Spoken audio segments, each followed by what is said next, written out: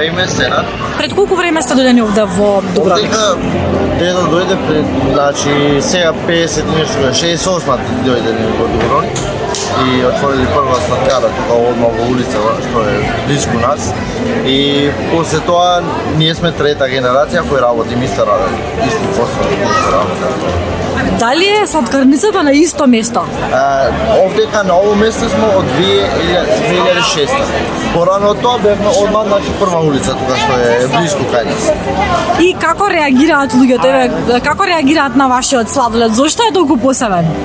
Па традиционален, значи се работи со исто рецепто многу години и луѓе го препознаваат тоа и така и со домашни луѓе имаме многу добри односи и така тие ги шалјаат гостиве што доаѓаат и така тоа се повезува се. Македонците колку ве знаат тука во Дубровник и дали специјално доаѓаат за вас? Имаме многу Македонија што доаѓаат и чак и секоја година кои се враќаат. Значи обавезно доаѓаат на посета, што им се захвалиме на тоа е нормално, цениме тоа што доаѓаат и што се враќаат луѓе кај нас.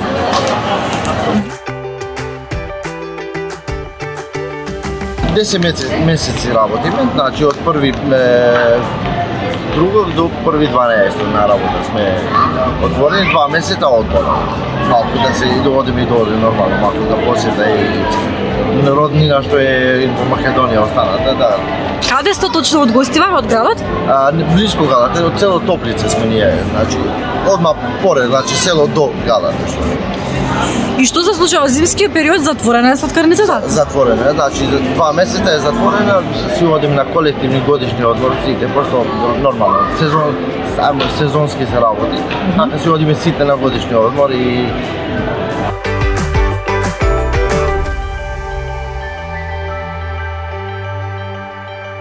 А вработените се од Хрвати?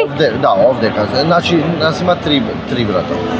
Третиот не е тука сега, али 3 браќа и роднини што работи со нас, а останете се од Дубровник. Одлично. Има ли некои македонци можеби што би сакале да работат кај вас, се случувало ли? Како не, имавме и значи тоа пред 3 години имавме, од Киро Баланка беше девојката, Ана што е сигурно ќе го гледа овој, поздравјаме. Има многу колеги кои работат веќе во Дубровник, што се долго знаеме, само што проблемот кај мало со станот, тоа е един проблем, али Смештајот.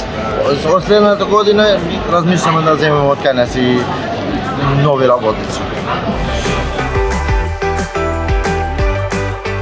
Дедо ти го започнал овој бизнис пред многу години, како што спомена. Да се врати времето, истото би го направили и вие?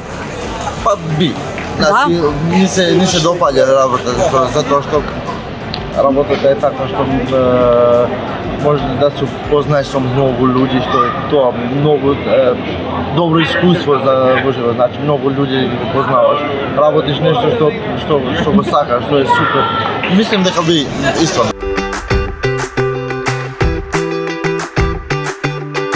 Скапо ли го рентате ова, како? Како не, скапо е. Скапо е. Значи, Страдун е најскапо не во Дубровник, него во цела Хрватска, значи. Да. Од најскапите улици, чак можем да кажеме Европа. Знам дека добивате и награди, не се надпреварувате на многу фестивали. Не одиме на фестивали. Веќе не? Не. Порано тие отидеше татко, овој што работи едно во Лапа што има, тој беше во Италија многу години, али ние не. Пошто треба и време да се оди, треба да се да се припрема за тоа, а проблемот е што ние тоа времето нема.